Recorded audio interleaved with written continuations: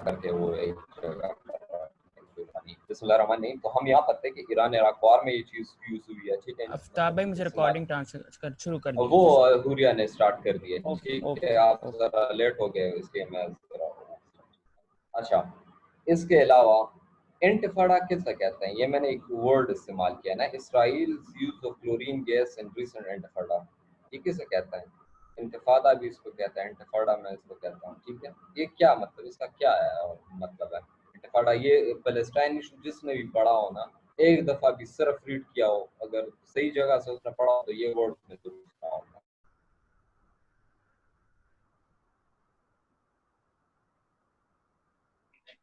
इंतिफादा जो है ना वो जी जी जी फ़लस्तीन जी। के लिए स्पेशली यूज़ होता है, और इसमें जो है ना वो फर्स्ट इंतिफादा का जिक्र हुआ हुआ है, और इसमें फ़लस्तीन ने जो है वो अपराइजल किया था अगेंस्ट इजरायली रिजीम्स, तो उसके लिए फ़लस्तीन के लिए हम लोग ये यूज़ करते हैं। Exactly, it is a second word for uprising. ये किसी भाई ने बताया ये, लेकिन उसकी आवाज क्लियर नहीं आ रही थी, लेकिन मैंने अपराइजिंग का वर्ड सुना तो एग्जैक्टली यार ये अपराइजिंग ही है, लेकिन specially it is used in the context of gas का इसराइल की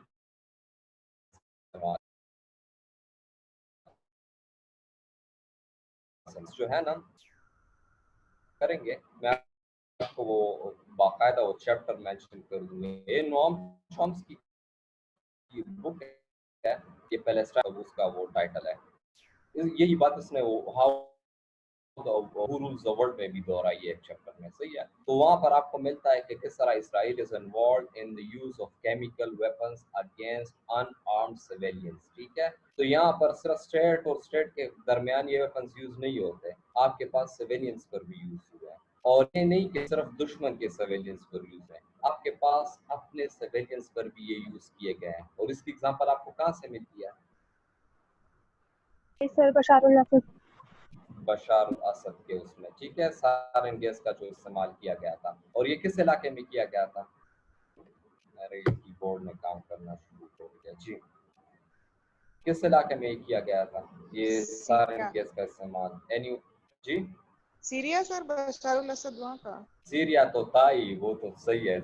मैं तो यही बात कर रहा हूँ कि एक स्टेट दूसरे स्टेट के खिलाफ, फिर एक स्टेट दूसरे स्टेट के सिविलियंस के खिलाफ, फिर एक स्टेट अपने सिविलियंस के खिलाफ। तो ये मतलब डिफरेंट, मैंने आपको हर एक लेवल पर बता दी कि ये वेपन्स किस तरह अभी भी यूज हो रहे हैं, ठीक है।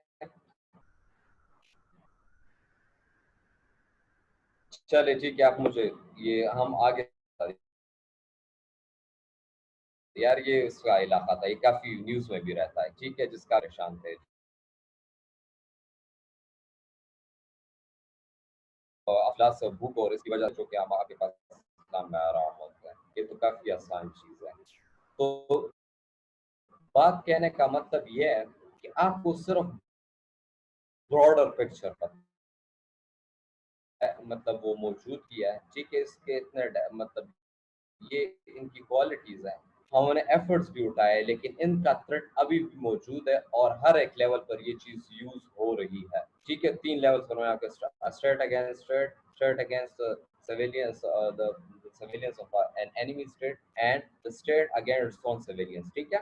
अब आपके पास आता है ये nuclear timeline of nuclear age कर लेते हैं ना, फिर ब्रेक हम लेंगे, ठीक है, कोई मसला तो नहीं। अभी ब्रेक ले लेते हैं या ये टाइमलाइन ऑफ न्यूक्लियर एज कर लेते हैं, उसके बाद ब्रेक ले लेते हैं।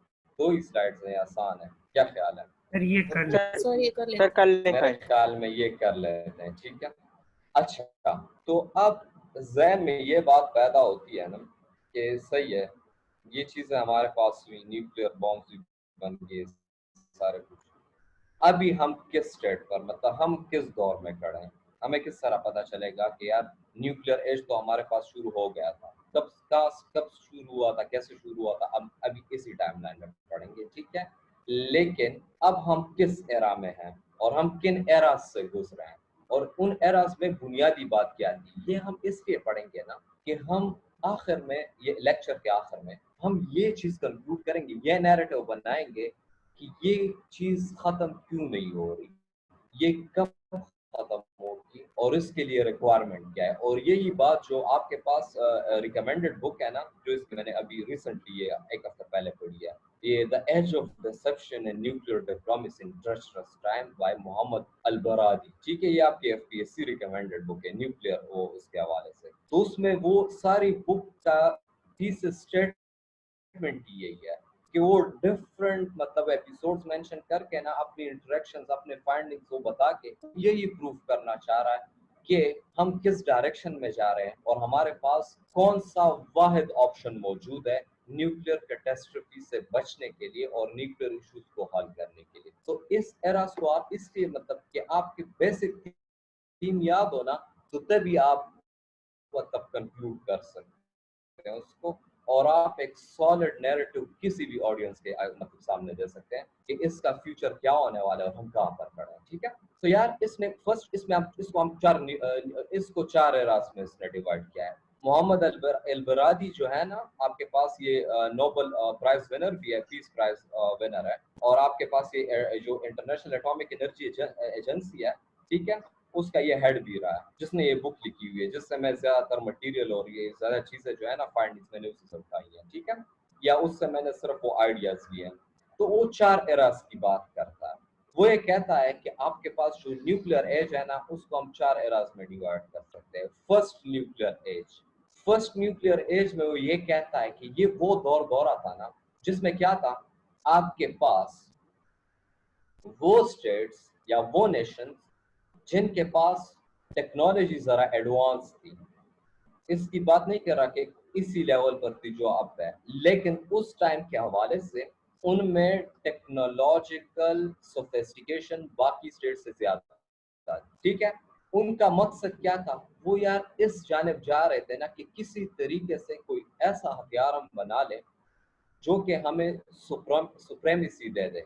बैटल फील्ड पर नहीं, हम मतलब बिल्कुल मतलब वो हमारे हक में मतलब वो क्या है, बैलेंस जो है ना वो हमारे हक में टिल्ट करते हैं। ठीक है, तो उसका नतीजा क्या हुआ, उसका नतीजा ये हुआ कि आपके पास डिफरेंट प्रोजेक्ट्स होना मतलब डिफरेंट प्रोजेक्ट स्टार्ट हो गए। उसमें एक प्रोजेक्ट था जिसको कहते हैं मैनहट्टन प्रोजेक्ट। मैनहट्टन प्रोजेक्ट क्या था जी? जो एक स्टेट है यूएस में, और जो पहला प्रोजेक्ट था ना कौन सा? न्यूक्लियर के लिए, जो उन्होंने जो पहला ये जो न्यूक्लियर बॉम्ब इन्होंने बनाया था ना अमेरिका ने, वो मैनहट्टन प्रोजेक्ट के थ्रू बनाया था। 1940 आई गेस ये स्टार्ट हुआ था, और फिर ये जो बॉम्ब बना था वो एक्सप्लॉइट इन जी मैनहट्टन स्टेट भी, एग्जैक्टली, और हाँ बुक भी। बिल्कुल, मैंने जी जी जी एग्जैक्टली सबक की बात ठीक है कि उन्होंने मैनहट्टन जो है ना, आपके पास न्यूयॉर्क जो इनका स्टेट है उसमें अंदर एक वो है, क्या है, आपके पास एक जगह है जहाँ पर टाइम्स स्क्वायर वगैरह सारा कुछ है। ठीक है, Manhattan is in New York, it is some मतलब ये न्यूयॉर्क एक जगह है, इसके बिल्कुल करीब है। ठीक है, ये जो वर्ल्ड ट्रेड सेंटर, ये सारी चीजें ये आपके पास मैनहट्टन ही में मौजूद है। ट्रम्प टावर ये सारा कुछ मैनहट्टन में है। ठीक है, ये जगह जो है ना, आपके पास इस जगह में एक प्रोजेक्ट शुरू हुआ न्यूक्लियर मतलब ये जो पावर है ना इसको एक्सप्लॉइट करने के लिए। ठीक है, फिर वो आगे चलता गया और उनको पता चल गया कि यार ये इस ओके फाइन सही है। तो आपके पास ये करते करते जो है ना, ये आपके पास ए बॉम्ब की शक्ल में खत्म हो गया। ठीक है, और ये मैनहट्टन प्रोजेक्ट जो था, इसका बानी कौन था वैसे, मतलब इसमें कलीदी किरदार किसने अदा किया था साइंस के हवाले से, साइंटिफिक हवाले से? सर, इसमें एल्बर्ट आइंस्टाइन का भी रोल था, और जो एक बनता है ना ओ से समथिंग था, वो जिसको फादर ऑफ एटॉमिक बम कहलाते हैं, मुझे इसका एग्जैक्ट नाम याद नहीं है। ओ से एग्जैक्टली समथिंग उसने था। किया था, लेकिन कॉन्सेप्ट जो था ना, इस ये आपके पास एल्बर्ट आइंस्टाइन को ये मतलब वो क्या है, उसके साथ मीटिंग करके उसकी आप वो हिस्ट्री देख लेना डॉक्यूमेंट्री, तो वो बाकायदा उसको कन्विंस करके मतलब यूएस लाए, तो ये सारी चीजें उनसे करवाई थी। तो आपके पास जो मैनहट्टन प्रोजेक्ट जो है ना, इसमें जो सबसे कलीदी किरदार अदा किया है, ठीक है, मतलब इवन मतलब हम ये कह सकते हैं कि न्यूक्लियर वेपन्स के बनाने में, ठीक है, उसकी इंटेंशन ये बिल्कुल नहीं थी, लेकिन अगर वो दिमाग ना होता ना तो ये चीजें ना बनती। वो है एल्बर्ट आइंस्टाइन। ठीक है, तो यूएस क्या होता है, हमने यही बात कही कि फर्स्ट न्यूक्लियर एज में क्या था, एक रेस थी एक ऐसे वेपन के लिए जो कि आपके हक में बिल्कुल वो मैदान जंग को पलट दे। ठीक है, तो यूएसएस में विनर आया। ठीक है, और आपके पास सिर्फ ये नहीं कि आपके पास यूएस ने वो बॉम्ब बना दिया, इसका रिजल्ट क्या निकला कि बिल्कुल आपके पास ये हिरोशिमा और नागासाकी जो है ना, ये आपके पास क्या हो गए सफाहत पे सिमट गए। एग्जैक्टली सफास बिल्कुल वो हम कहते हैं ना कि छल्ला उड़ गया उनसे, ठीक है, सुदय और पुलवराइज, ठीक है। तो आपके पास फर्स्ट न्यूक्लियर एज का इख्तिताम इस पर हुआ। आगाज कब हुआ था? जब इन्होंने बम बनाने की तैयारी शुरू कर दी थी। ये सिर्फ अमेरिका इसमें नहीं था, तमाम टेक्नोलॉजिकल सोफिस्टिकेशन जिन स्टेट्स में थी ना उस टाइम के हवाले से, ठीक है, वो ये सारे ये कोशिश कर रहे थे किसी तरह एक वेपन बनाया जा सके जो कि हमारे हक में बिल्कुल वो हालात को मतलब क्या कर सके और टर्न कर सके। तो इसका रिजल्ट क्या निकला? आपके पास US as the winner in the race of nuclear weapon development, ठीक है, under the Manhattan Project and ended up with the episode of Hiroshima and Nagasaki, right? अब सेकंड न्यूक्लियर एज क्या है? सेकंड न्यूक्लियर एज क्या है आपके पास? Second nuclear as ये आपके पास कोल्ड वॉर का एरा जो है ना, आपके पास जब रशिया ने न्यूक्लियर वेपन बना लिया। रशिया ने न्यूक्लियर वेपन कब बनाया था?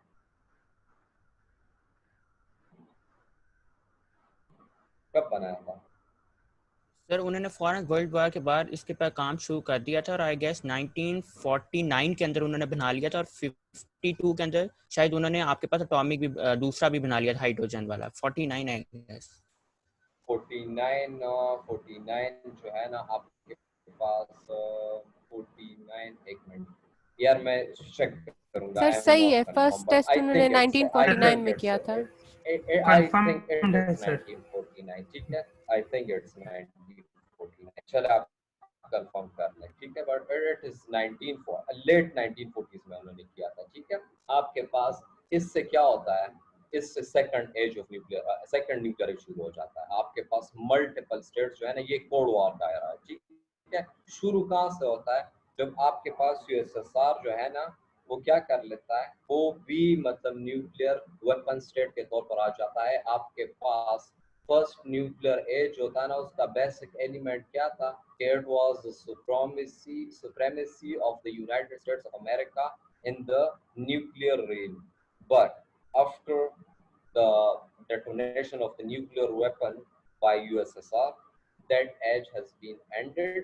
That edge had ended, ठीक है, and the second nuclear age had been started, and उसमें बुनियादी बात क्या थी कि multiple nuclear weapon state surface होना शुरू हो गए। फिर यक के बाद दीगरे आपके पास क्या किया? यूके ने भी बनाया, आपके पास ये जो फ्रांस ने भी बना लिया, ठीक है, चाइना ने भी बना लिया। तो आपके पास multiple nuclear weapon state surface होना शुरू हो गए, and this is started after ये क्या है जो यूएसएसआर मतलब न्यूक्लियर वेपन स्टेट बन गया तब, ठीक है।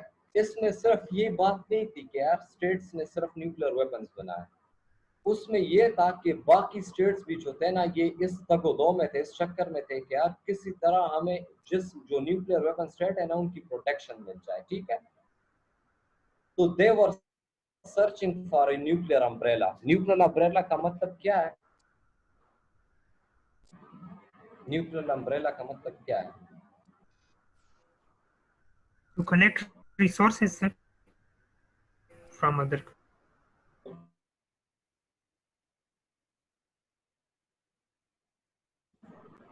Sir, protection given by a nuclear state to a Sir, non-nuclear state. Help हासिल कर सके जो ऑलरेडी बना चुके जो कंट्रीज। जी रिपीट करेगा।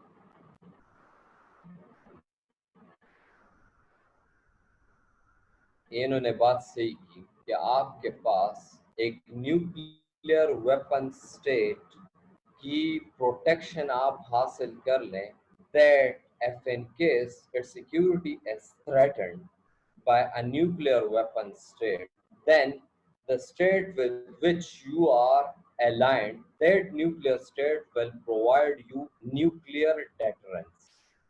That state will provide you with its own nuclear weapon security. This is known as security under the security in terms of nuclear umbrella. And इसकी example आपको कहाँ से मिलती है? ये जो नेटो बना था, और नेटो अब भी इसी तरह है, ठीक है। आपके पास ये क्या है, आपके पास ये तुर्की जो है, it is not a nuclear weapon state, लेकिन आपको ये पता होना चाहिए कि यूएस के जो न्यूक्लियर वेपन्स है ना, वो तुर्की में भी इंस्टॉल्ड हैं, सही है।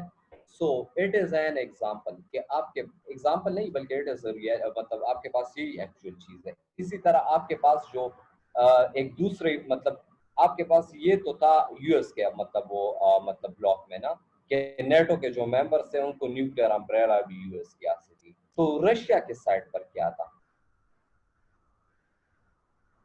रशिया के साइड पर क्या था?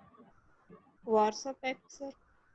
वार्सा पैक्ट, ठीक है। जो आपके पास ईस्टर्न जो उनके सैटेलाइट स्टेट्स थे ना, उनके साथ इनका यही सिक्योरिटी अरेंजमेंट था, and under it they were given a nuclear umbrella, ठीक है। इसी दौरे में आपको फिर कौन सा कॉन्सेप्ट मिलता है, मतलब देखने को मिलता है, म्यूचुअल एश्योर्ड डिस्ट्रक्शन का जो है ना, it took a central theme in the second nuclear age, ठीक है। इसमें वो डेटरेंस और ये सारे कॉन्सेप्ट, क्योंकि पहले तो आपके पास डेटरेंस का वो मतलब वो था ही नहीं ना, उसमें तो कंपेलेंस थी। इन डॉक्ट्रिन्स पर मैं आऊंगा आगे जाके, लेकिन आपको सिर्फ ये पता होना चाहिए कि फर्स्ट न्यूक्लियर एज जो है ना, इसमें जो रेस सारा कुछ चल रहा था, उसमें भी बुनियादी थीम यही था कि यार इनसिक्योरिटी थी एनिमीज के हवाले से, ठीक है। सेकंड एज में भी आपको ये मिलता है कि मल्टीपल न्यूक्लियर वेपन स्टेट इसीलिए अराइज हुए क्योंकि यूएसए की मतलब पावरफुल स्टेट था, ठीक है। और आपके पास उनके डॉक्ट्रिन से आपको मिलता है मासिव रिटेलिएशन का जो आपके पास डॉक्ट्रिन, स्ट्रेटेजिक डॉक्ट्रिन मिलता है। मासिव रिटेलिएशन स्ट्रेटेजिक डॉक्ट्रिन किसने दिया था? यूएस हिस्ट्री जिसने पढ़ी हो उसको पता होगा। एनीवन? चलो आप लोगों को पता ना भी होना तो टेंशन लेने की जरूरत नहीं है, ये इस लेक्चर के एंड में आपको पता चल जाएगा, ठीक है। तो ये जो था मासिव रिटेलिएशन, उसमें क्या था कि अगर आप हम पे, यूएस ने क्या कहा था कि अगर हम पे कोई अटैक करे, यूएस मतलब सोवियत अटैक हुआ या कम्युनिज्म का थ्रेट, हम हमारे एलाइज को थ्रेट उसने किया, तो हम मासिव रिटेलिएशन करेंगे। मतलब ये अगर हम थोड़ा नुकसान पहुंचाएंगे ना, तो हम इवन न्यूक्लियर वेपन्स भी यूज कर लेंगे उनके खिलाफ। सो इट इज मतलब a theme of massive retaliation, ठीक है। तो उसके रिजल्ट में फिर क्या होना था? उसके रिजल्ट में आपके पास ये होना था कि बाकी स्टेट्स ने तो थ्रेटन फील करना था, तो ये थ्रेट फील करने की वजह से ही आपका सेकंड न्यूक्लियर एज जो है ना, उसमें आपके पास से मल्टीपल न्यूक्लियर स्टेट्स जो राइज हुए। इनमें मतलब जो तेजी है ना, इसी वजह से हुई कि इनसिक्योरिटी इसमें भी मौजूद थी, ठीक है। So is it clear? Team आपको एक चीज कॉमन नजर आ रही है फर्स्ट और सेकंड न्यूक्लियर एज में, कि आपके पास इनसिक्योरिटी वहां पर भी थी, यहाँ पर भी है, ठीक है। हेलो?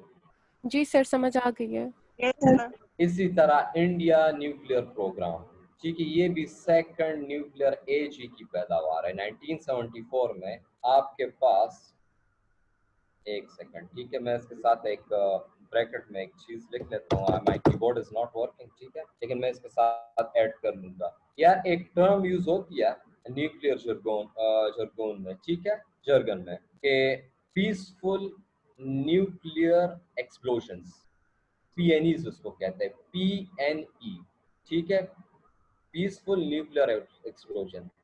तो ये आपके पास जो so called peaceful nuclear explosion इन्होंने किया था ना इंडिया में, ये कब किया था इन्होंने? कब किया था? 98 में। नहीं, ये तो वो तो फुल आपके पास वेपन्स उन्होंने डेटोनेट किए। ये 71 मैंने शायद। 70s में किया, 70s के बाद 1974 ऐसा सितंबर 1974, ठीक है।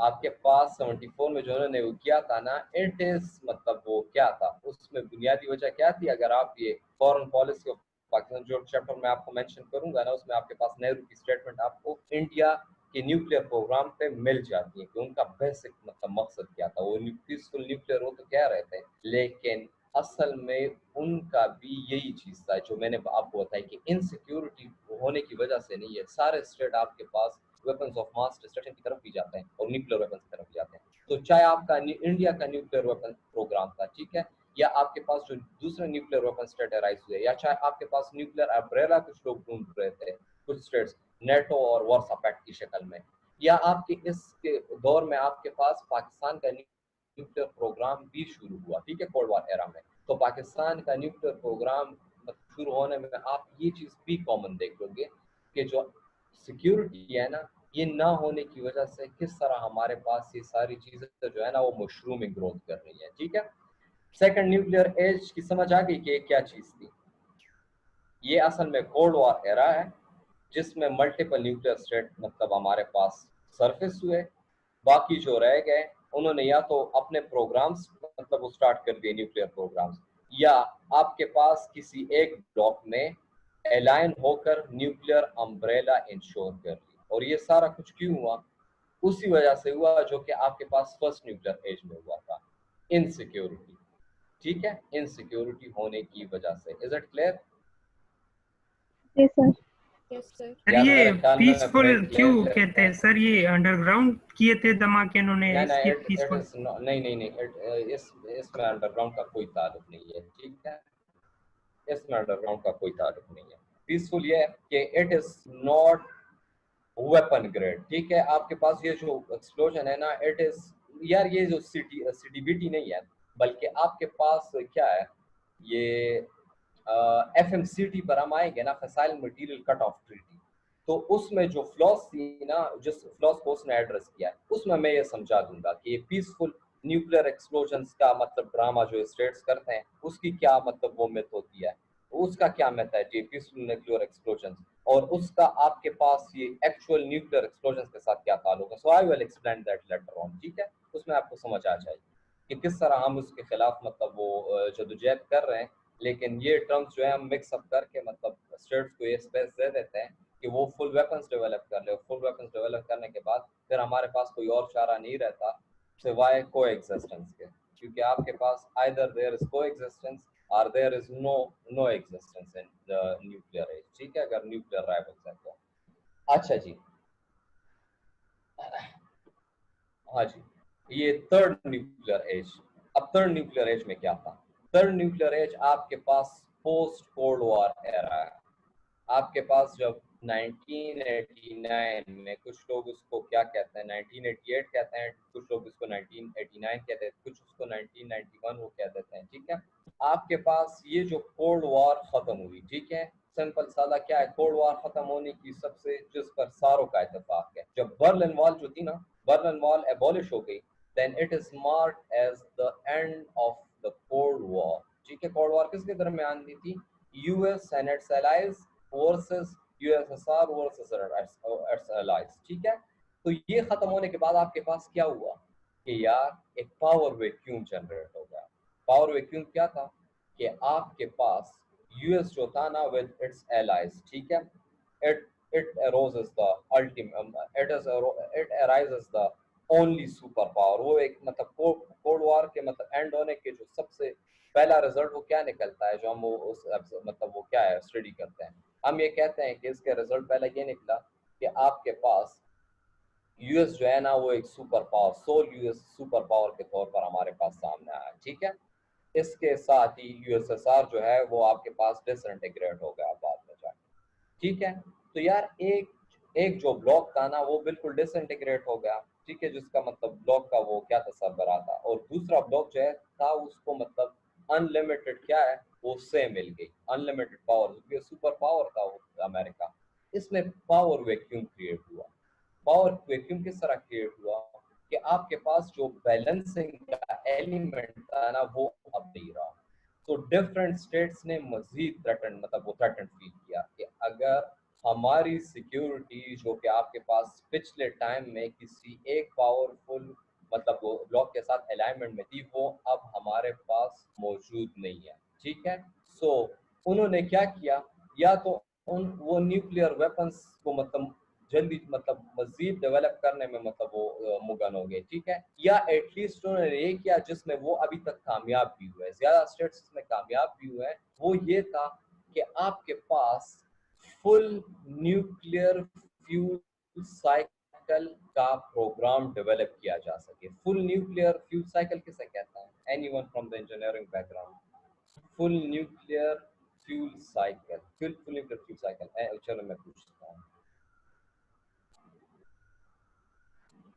ये मैं किससे पूछूं यार, आपको लोग खुद ही बताए, अगर किसी ने सुना हो उसका सर नाम तो ये जिसमें बताए। शायद वेस्ट मटेरियल ना पैदा प्रोड्यूस होता हो, रिसाइक्लेबल वेस्ट हो सारा। मटेरियल तो खुदा के बंदो सबसे इम्पोर्टेंट चीज होती है। ये आपके पास जो क्या है एनरिचमेंट हो रही होती है, उसी तो उससे तो प्लूटोनियम निकलता है, और प्लूटोनियम और ये चीजें आप वेपन्स में यूज करते हो। ये आपको किसने कहा? सबसे बड़ा पट्टा तो ये वेस्ट मटेरियल पर ही मतलब वो पड़ा हुआ है, ठीक है। ये आपके पास जो सिविल उसके लिए यूज होते हैं, तो उसका वेस्ट जो है ना, वो अगर रिप्रोसेस आप कर ले तो आपके पास वेपन ग्रेड जो फिसाइल मटेरियल बन जाता है। तो फुल न्यूक्लियर फ्यूल साइकिल किसे कहता है? एनीवन?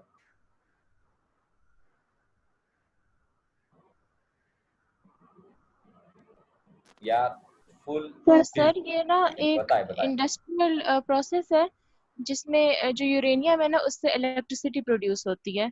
बस मुझे इतना ही पता है। मेरा इसका जी ठीक है यार, फुल न्यूक्लियर फ्यूल साइकिल यही है ना कि आपके पास इस मतलब ये प्रोग्राम जो है इसको आप सिविलियन पर्पसेस के लिए यूज करते हो, एनर्जी वगैरह सारा कुछ मतलब वो जनरेट करने के लिए, ठीक है। It is a different thing. Nuclear energy में सबक आपको मतलब वो एनर्जी पॉलिटिक्स और ये चीजें हम पढ़ेंगे ना इसीलिए, तो ये न्यूक्लियर एनर्जी का आपके पास आ जाएगा, ये आपको एक्सप्लेन हो जाएगा कि किस तरह न्यूक्लियर एनर्जी जनरेट होती है और उसमें बेसिक चीज क्या है। लेकिन यहाँ पर इसकी सिग्निफिकेंस ये है ना कि अगर आप फुल न्यूक्लियर फ्यूल साइकिल मतलब डेवलप कर लेते हो, तो आपके पास न्यूक्लियर वेपन्स की डेवलपमेंट का टाइम जो है ना वो बहुत ही ज्यादा कम हो जाता है। मतलब आप विद इन नो टाइम आप न्यूक्लियर वेपन्स जो है आप क्या कर सकते हो, डेवलप कर सकते हो, क्योंकि उसमें बुनियादी शर्त क्या होती है कि आपके पास इनरिच्ड यूरेनियम एंड प्लूटोनियम मौजूद हो, ठीक है। तो उसमें क्या है कि आपके पास ये nuclear fuel full nuclear fuel cycle जब आपके पास होता है ना, तो आपके पास ये जो फिसाइल मटेरियल होता है, फिसाइल मटेरियल किसे कहते हैं?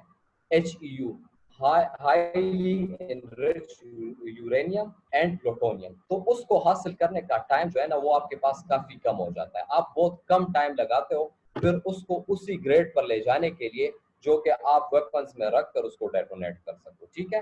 तो एटलीस्ट स्टेट ने ये किया है थर्ड न्यूक्लियर एज में कि अगर हम न्यूक्लियर वेपन्स नहीं भी बनाते, ठीक है, तुर्की वगैरह सारों ने यही किया हुआ है आपके पास, ठीक है। आपके पास जर्मनी हो गई, सारों ने यही किया। आपके पास अगर फुल न्यूक्लियर फ्यूल साइकिल है तो आप विद इन नो टाइम, अगर आपको थ्रेटन फील हो, अगर आपकी सिक्योरिटी थ्रेटन्ड हो, तो आप विद इन नो टाइम ये आपके पास जो फसाइल मटेरियल पड़ा हो ना उसको एनरिच कर सकते हो और आप वेपन्स में रखकर उसको as a weapon of deterrence और as a weapon of compellence use कर सकते हो। कंपेलेंस डेटरेंस में क्या फर्क है आगे मैं समझा दूंगा, ठीक है। अच्छा जी, तो इसके साथ ही यहाँ पर भी एक चीज आपको मिलती है, क्या आपके पास ये जो इनसिक्योरिटी है जो कि दोनों एज में हमें मिलती है जिसकी वजह से ये न्यूक्लियर रेस बढ़ रही है, क्या ये इनसिक्योरिटी है थर्ड न्यूक्लियर एज में कुछ कम हुई है?